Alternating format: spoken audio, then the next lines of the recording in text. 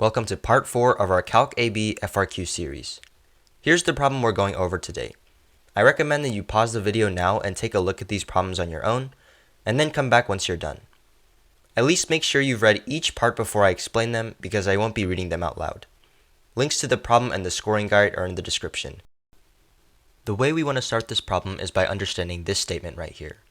From the fundamental theorem of calculus, we know that f of x, the graph that we're shown up here, is equal to g prime of x. I'm going to write that up here just for clarity. From here, in order to find where g is concave up, we need to find where g prime is increasing. We can see that g prime is increasing on the intervals -4 to -2 and from 2 to 6, so these will be the intervals that g is concave up. For our reasoning, I'm just going to rewrite that f equals g prime and explain that g prime is increasing on these intervals. For part B, we're trying to find p prime at 3, and p of x is given by this equation. In order to find p prime of x, we first need to take the derivative of p of x, and since g and f are being multiplied together here, we know that we need to use the product rule. So let's do that. Now we need to plug in 3 for x and figure out what these terms are. For g prime at 3, we found out that the graph of f is also the graph of g prime, so we find the point when x equals 3, which is -3. Similarly, for f of 3, we're given the graph of f above, so once again, we find the point when x equals 3, which is, again, -3. For f prime of 3, we know that we're just dealing with the slope of f when x is 3, so I'm just going to quickly use the slope equation, and we find that f prime of 3 is 1.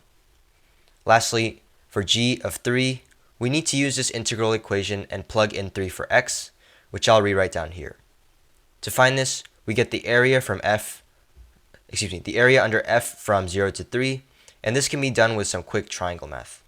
We get that g of 3 is -7/2 or -3.5, and now if we solve for p of 3, we get that our final answer is 11/2 or 5.5.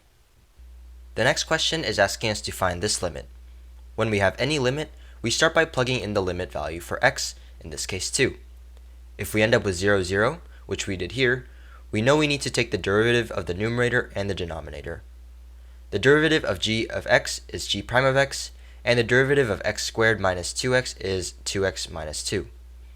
Now let's try plugging in our 2 for x again. We can find g prime of 2 by looking at our graph, and we get -4. When we evaluate this, we get that the limit approaches -2. Part D wants us to find the average rate of change of g. A common error on this problem is plugging in g prime values instead of plugging in g values, so make sure you read these problems carefully. So our average rate of change is going to be g of 2 minus g of -4 over 2 minus -4. To find our g values, we need to refer back to the integral equation. If we find the area under f from 0 to 2, we get 0, and if we find the area under f from 0 to -4, we get -16. And if we plug these into the equation, we get that the average rate of change is going to be 8 over 3. The question also wants us to show reasoning as to why or why not a c value exists. In particular, if we can guarantee that the average rate of change is ever equal to the instantaneous rate of change.